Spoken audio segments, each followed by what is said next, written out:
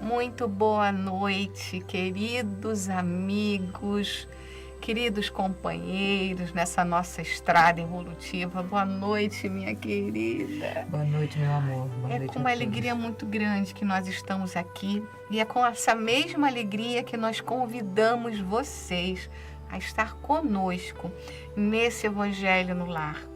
O Evangelho no Lar, ele traz não só para nós, para a nossa residência, para os nossos vizinhos, para toda a luz das palavras de Jesus, não é mesmo, Claudinha?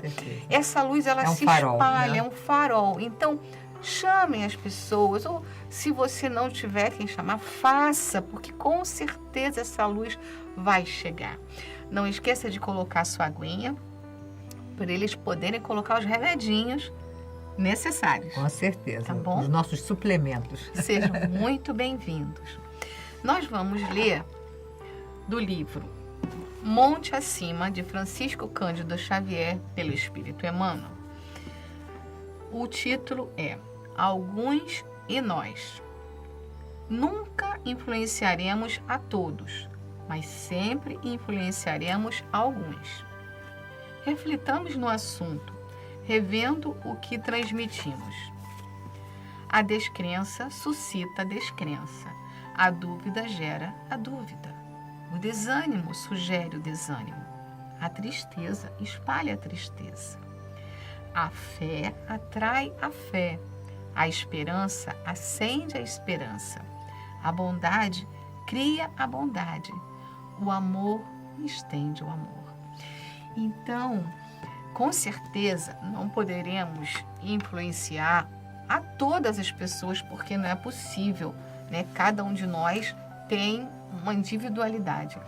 Mas o que pudermos fazer de melhor para que as pessoas estejam melhores, e nós também, faz toda a diferença. Com certeza. Faz toda a diferença. Somos aquilo que atraímos, que pensamos, e se nossa proposta verbal, da conversa, é também generosa, fraterna, deixamos aquela marca por onde nós passamos, né? Isso então, mesmo. Temos que fazer essa vigilância naquilo que nós recebemos e naquilo que nós estamos deixando ao outro. Exatamente.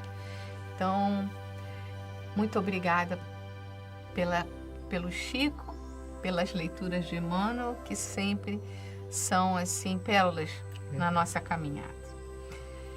E dentro dessa vibração amorosa, desses queridos amigos espirituais, pensando em nosso querido Mestre Jesus, a começar o nosso Evangelho com as palavras do Mestre, nós não temos outra palavra maior a dizer senão gratidão. Obrigada, Senhor Jesus. Obrigada pelos seus exemplos de amor, de misericórdia, de bondade.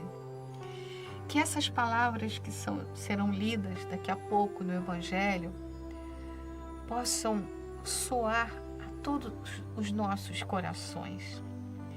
Que nós possamos nos envolver nessas palavras amorosas, nessas instruções abençoadas de Jesus, sempre oferecidas com tanto amor, com tanto carinho. Obrigada, Mãe Maria. Obrigada por ser a nossa mãezinha do céu. E que nessa noite de hoje, nesse nosso querido Evangelho no Lar, nós possamos estar envolvidos por essa corrente de amor, de saúde, de proteção. Que assim seja, graças a Deus. Agora a nossa querida amiga vai ler o Evangelho. Olá, meus amigos queridos, saudade de estar aqui, de estarmos juntas. Enfim, a vida nos reuniu, graças a Deus, mais uma vez e nos reunirá muitas mais. Do Evangelho segundo o Espiritismo, obra codificada pelo nosso querido Kardec. O capítulo 5, falando sobre uma das bem-aventuranças, que será a bem-aventurados aflitos, que fazem parte do Sermão da Montanha. Nesse Bem-aventurados aflitos, esse capítulo 5, vem falando sobre a justiça das aflições nas nossas vidas, nas causas anteriores que provocam aquelas situações, nas causas atuais que são mais entendíveis, porém há todo um complexo aí de memória que nós estamos estudando. E agora nós vamos estudar o esquecimento do passado, que é um assunto que muitas vezes vem à tona. Alguns discordam: ah, se eu me lembrasse eu não faria de novo. Será? Então vamos ver o que é que Kardec nos fala desse tópico, o esquecimento do passado, esse véu que envolve a todos nós.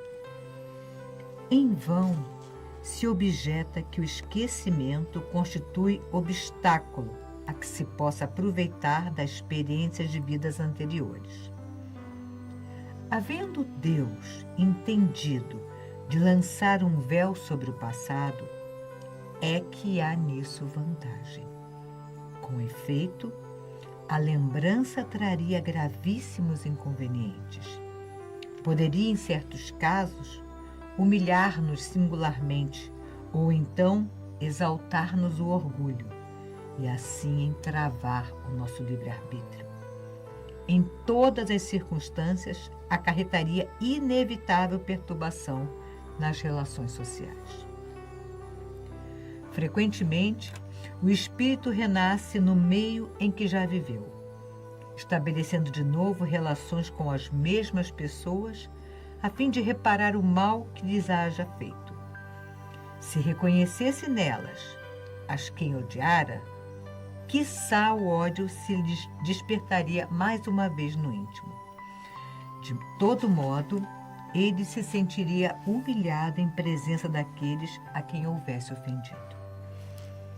Para nos melhorarmos, outorgou-nos Deus precisamente o de que necessitamos e nos basta, a voz da consciência e as tendências instintivas.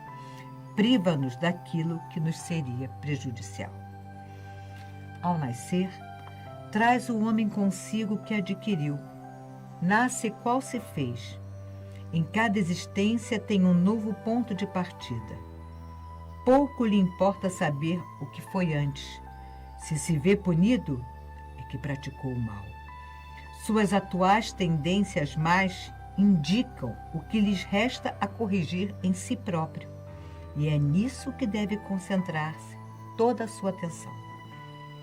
Porque daquilo de que já se haja corrigido completamente, nenhum traço mais conservará. As boas resoluções que tomou são a voz da consciência, advertindo-o do que é bem e do que é mal e dando-lhe forças para resistir às tentações. Aliás, o esquecimento ocorre apenas durante a vida corpórea. Volvendo à vida espiritual, readquire o espírito a lembrança do passado. Nada mais há, portanto, do que uma interrupção temporária, semelhante àquela que se dá na vida terrestre durante o sono, a qual não se obsta a que, no dia seguinte, nos recordemos do que tenhamos feito na véspera e nos dias precedentes. E não é somente após a morte que o espírito recobra a lembrança do passado.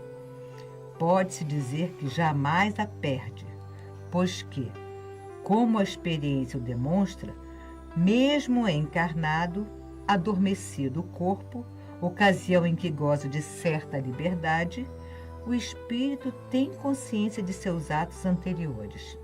Sabe por que sofre e que sofre com justiça. A lembrança unicamente se apaga no curso da vida exterior, da vida de relação.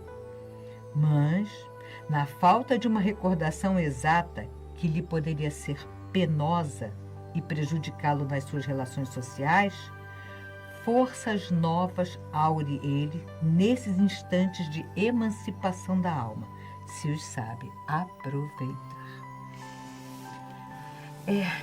É realmente assim extremamente esclarecedor a necessidade desse esquecimento para nós, espíritos errantes.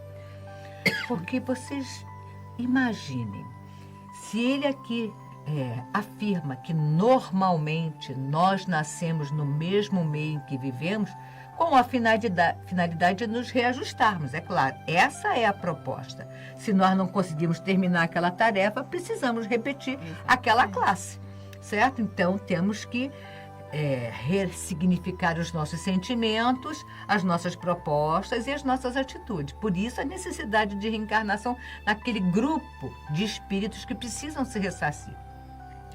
Imagina se nós tivéssemos a certeza de que ou fomos inferiores àqueles que estão ao nosso redor, ou então com uma outra condição de superioridade. Será que isso não seria um entrave na nossa correlação? Aquilo me atrapalharia muito, porque ou eu me sentiria mais humilhado ou me sentiria superior, não querendo me colocar na condição de aprendiz, de que estamos ali com o mesmo propósito. Está tudo certo. Ou ainda pior, ter a certeza de que naquele núcleo familiar está alguém que no passado lhe fez muito mal, também, ou que você fez muito mal. Iria atrapalhar todo o processo evolutivo. Ir para uma nova classe já brigado com um amiguinho da classe anterior. Exatamente. E aí você já se coloca já numa posição de defesa, você já não quer mais, não está desarmado, você já vai armado para aquela relação. Então é preciso que a gente tenha a absoluta certeza que o plano é perfeito.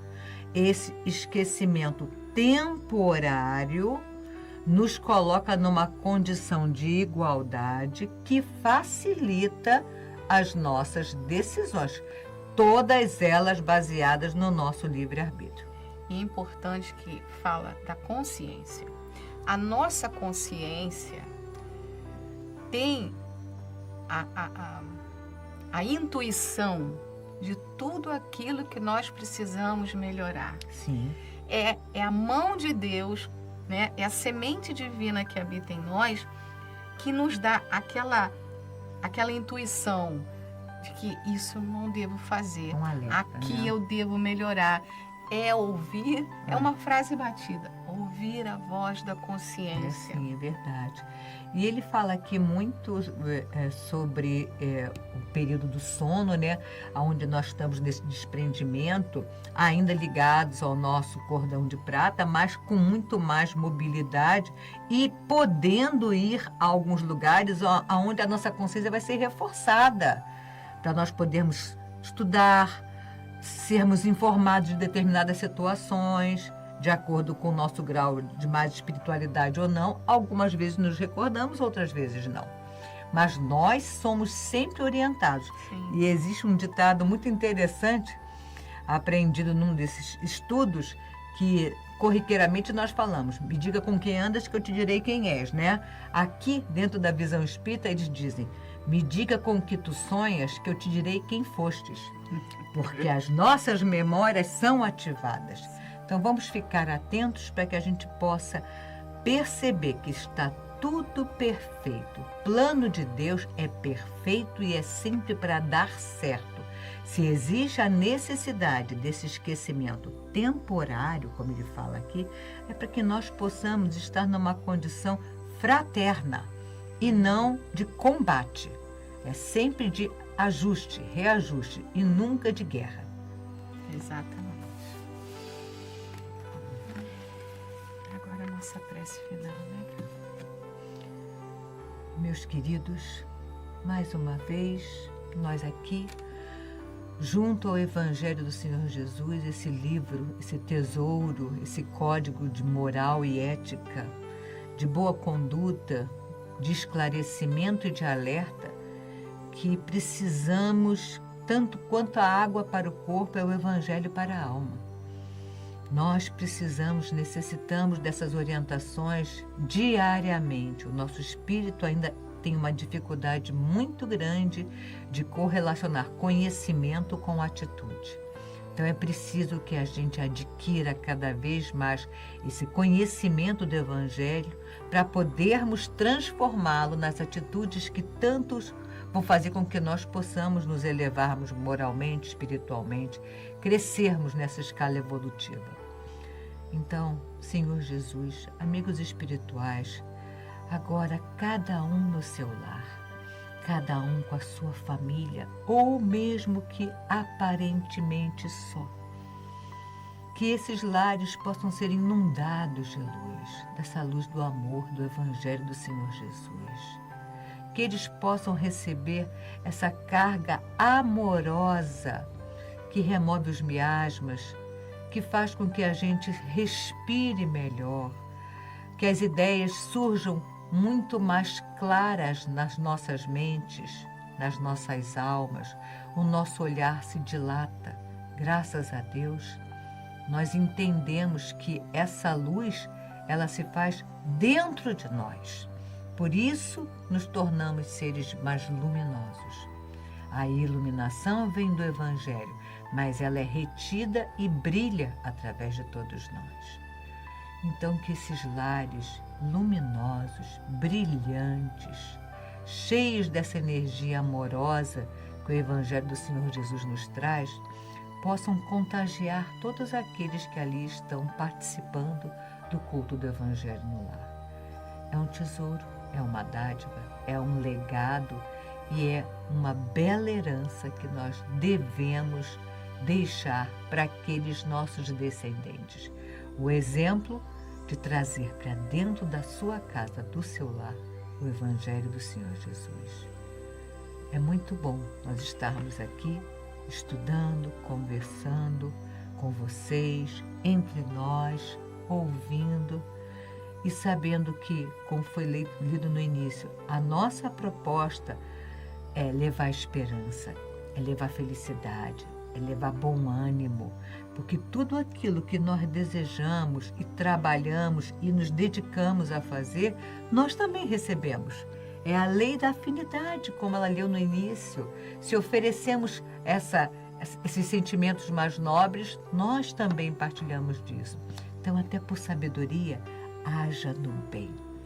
Convide, promova, esclareça, socorra, enfim. Ame. Ame. Ame. Ame. Ame. Ame. Só o amor cobre a multidão de pecados. Cura todos os males. Todos. Não importa qual seja a pergunta, o amor vai ser sempre a resposta. Sempre, porque cobre tudo. Isso. Agora nós vamos beber nossa aguinha. Sim. Vocês aí, bebam a aguinha de vocês.